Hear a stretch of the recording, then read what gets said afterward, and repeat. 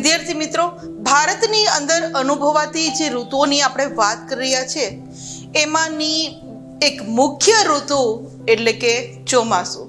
શા માટે આપણે ચોમાસાને મુખ્ય ઋતુ કહીએ છીએ? કારણ કે આપણો ભારત દેશ છે એ ખેતી પ્રધાન દેશ છે અને ખેતી અહીંના લોકોનો મુખ્ય વ્યવસાય છે. એટલે ભારત દેશની અંદર આજે મોટા ભાગના ખેડૂતો છે આ ચોમાસાની ઋતુ ઉપર આધાર રાખી અને પાકની વાવણી કરતા હોય છે. માટે ચોમાસાની ઋતુને આપણે મુખ્ય ઋતુ તરીકે ઓળખીએ છીએ. તો ચાલો આવી ચોમાસાના ઋતુની વાત કરીએ. વિદ્યાર્થી મિત્રો, ચોમાસું શબ્દ સાંભળતા જ તરત જ આપણને બાળકોને બધાને વરસાદ આવતો હોય એવું મનની અંદર ઇમેજ આવે છે કે વરસાદમાં નાહવાની કેવી મજા આવે. એટલે કે ચોમાસાની ઋતુ એટલે વરસાદની ઋતુ. હવે આ વરસાદ છે એ કઈ રીતે આવે છે? વિજ્ઞાનની અંદર વિદ્યાર્થી મિત્રો તમે આ શીખી ગયા છો, જલચક્રની આખી પ્રક્રિયા કે ઉનાળાની ઋતુમાં સૂર્યના કિરણો છે એ પૃથ્વી ઉપર સીધા પડે છે ત્યારે દરિયાની અંદર રહેલું પાણી છે એ બાષ્પ બની અને હવામાં ભળે છે અને આ બાષ્પ ઊંચે ચડતા એના વાદળો બંધાય છે અને આ વાદળો પવનો દ્વારા ફરીથી જમીન વિસ્તાર સુધી આવે છે અને ત્યારબાદ ત્યાં ઊંચા પહાડો સાથે અથડાય છે. તો જંગલ વિસ્તારોમાં જ્યાં વધુ વૃક્ષો છે ત્યાં આ વાદળો છે એ ઠરી અને ફરીથી પાણી વહેડાવે છે. તો આ પ્રક્રિયા તો ઓલરેડી આપણે શીખી ચૂક્યા છીએ. એટલા માટે એમ કહેવામાં આવે છે કે જે પવનો સમુદ્ર તરફથી ફૂંકાય છે એ ભેજવાળા હોય છે. એટલે કે દક્ષિણ પશ્ચિમ કે જેને આપણે નૈઋત્ય દિશા કહીએ છીએ, દક્ષિણ પશ્ચિમ એટલે નૈઋત્ય દિશા. આ નૈઋત્ય દિશામાંથી વાતા પવનો છે એ સમુદ્ર ઉપરથી ફૂંકાતા હોવાથી સમુદ્ર ઉપરથી આવતા પવનો છે એ ભેજવાળા હોય છે, જેને કારણે આપણે ઉનાળામાં સમુદ્ર કિનારે આપણને ગરમી થતી નથી કારણ કે ભેજવાળા પવન હોય છે. અને આ ભેજવાળા પવનોને કારણે જ આપણે એમ કહીએ છીએ કે વરસાદ લાવે છે. આ ભેજવાળા પવનો જે નૈઋત્ય દિશામાંથી આવે છે એ પોતાની સાથે વરસાદ લાવે છે. અને આ પવનોનો એક ફાંટો, કારણ કે પવન છે એ બે ભાગમાં વહેંચાય છે અને એક ફાંટો આપણા પશ્ચિમ ભાગ એટલે કે અરબ સાગર પરથી આગળ વધે છે અને ત્યારથી કેરળ છે, મહારાષ્ટ્ર છે, ગુજરાત અને મધ્ય ભારત સુધી આ એક ફાંટો આગળ પહોંચે છે અને ત્યાં બધે વરસાદની ઋતુ શરૂ થઈ જાય છે. જે આ ઇમેજની અંદર જે આપણે વાત કરીએ છીએ ચોમાસાની ઋતુ, એના ઇમેજ આપણે જોઈ શકીએ છીએ.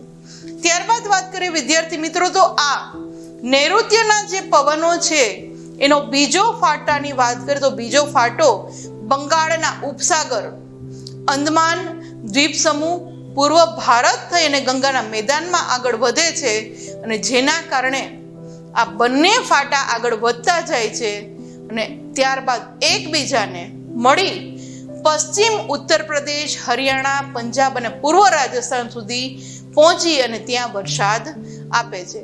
આપણે તે જે વાત કરી કે આપણે અરબ સાગરમાંથી ગુજરાતની અંદર જે પવન ફૂંકાયા તેના કારણે વરસાદ આવ્યો, જ્યારે આ પંજાબ, હરિયાણા અને ઈસ્ટ સાઈડ જે પવન ફૂંકાય છે આ બંને પશ્ચિમ ભાગમાં અને પૂર્વ ભાગમાંથી વહેંચાયેલો જે ફાટો હતો એ ફાટા મળી જાય ને ત્યારબાદ ત્યાં વરસાદ આવે છે, જે આ ઇમેજની અંદર આપણે જોઈ શકીએ છીએ. વરસાદના આગમનથી વિદ્યાર્થી મિત્રો, મેં આગળ જ કીધું કે આપણો ભારત દેશ એ ખેતી પ્રધાન દેશ છે. એટલે જેવો વરસાદનું આગમન થાય, કારણ કે ભારતનો મોટા ભાગનો ખેડૂત વર્ગ છે એ વરસાદના આગમનની રાહ જોતો હોય છે. કારણ કે પોતાને જે પાક ઉગાડવો છે તો એની વાવણી કરવા માટે આ વરસાદના આગમનની રાહ જોતા હોય છે. જેવું એક વરસાદ પડી જાય તરત જ આ ખેડૂત વર્ગ છે એ ખેતી કામની અંદર પ્રવૃત્ત થઈ જાય છે. એટલે કે પોતાના કામની અંદર, ખેતીના કામની અંદર પોતે કામે વળગી જાય છે. અને આ પવનોનો જે માર્ગ છે, આ માર્ગની વચ્ચે પર્વતો આવે ત્યારે ત્યાં વધુ વરસાદ આપે છે. કારણ કે જ્યાં પહાડી પ્રદેશ, ઊંચા ઊંચા પહાડો છે ત્યાં વાદળોની જે દિશા છે એમાં પવન વચ્ચે આવી જતા વાદળ છે એનું પાણી છે ત્યાં જ ઠલવી દે છે, જેને કારણે આપણે કહીએ છીએ કે પર્વતીય પ્રદેશો જ્યાં હોય છે ત્યાં વધુ વરસાદ આવે છે. આ ઇમેજની અંદર જે આપણે વાત કરી કે જેવું વરસાદનું આગમન થાય એ સાથે જ ખેડૂત વર્ગ, ભારતનો ખેડૂત છે એ ખેતી કામની અંદર લાગી જાય છે, જે આપણે જોઈ શકીએ છીએ. વિદ્યાર્થી મિત્રો, ગુજરાતની અંદર વર્ષા ઋતુની શરૂઆતની વાત કરીએ તો આપણા ગુજરાતમાં વરસાદની શરૂઆત જૂન મહિનાના બીજા કે ત્રીજા સપ્તાહથી શરૂ થાય છે અને જુલાઈ મહિનાના પહેલા સપ્તાહ સુધીમાં તો આખા ગુજરાતમાં વર્ષા ઋતુનું આગમન થઈ જાય છે. ગુજરાતની વાત કરીએ વિદ્યાર્થી મિત્રો, આપણા ગુજરાતમાં આ જે નૈઋત્યના પવનો વાય છે, આ પવનોના માર્ગમાં મોટા પર્વતો ન હોવાથી આપણા ગુજરાતની અંદર વરસાદનું પ્રમાણ ઓછું જોવા મળે છે. કારણ કે ગુજરાતની અંદર પર્વતો છે પણ એટલા બધી ઊંચાઈવાળા નથી કે જેને કારણે આ પવનોને રોકી શકે અને આ પવનો છે, જે વાદળો છે એ રોકાય અને વધુ વરસાદ આપે. ગુજરાતમાં એટલા માટે જેમ કહેવામાં છે કે વરસાદનું પ્રમાણ ઓછું જોવા મળે છે. જે આ ઇમેજની અંદર આપણે વર્ષા ઋતુની જે ગુજરાતમાં આગમન થાય છે એ જોઈ શકીએ છીએ. ત્યારબાદ વાત કરીએ વિદ્યાર્થી મિત્રો તો ભારતના મોટા ભાગની જે ખેતી છે એ વરસાદ ઉપર આધારિત છે. મેં આગળ જ વાત કરી કે ભારત દેશથી આપણને ખ્યાલ છે કે ઘણો મોટો ભૂમિ વિસ્તાર ધરાવે છે.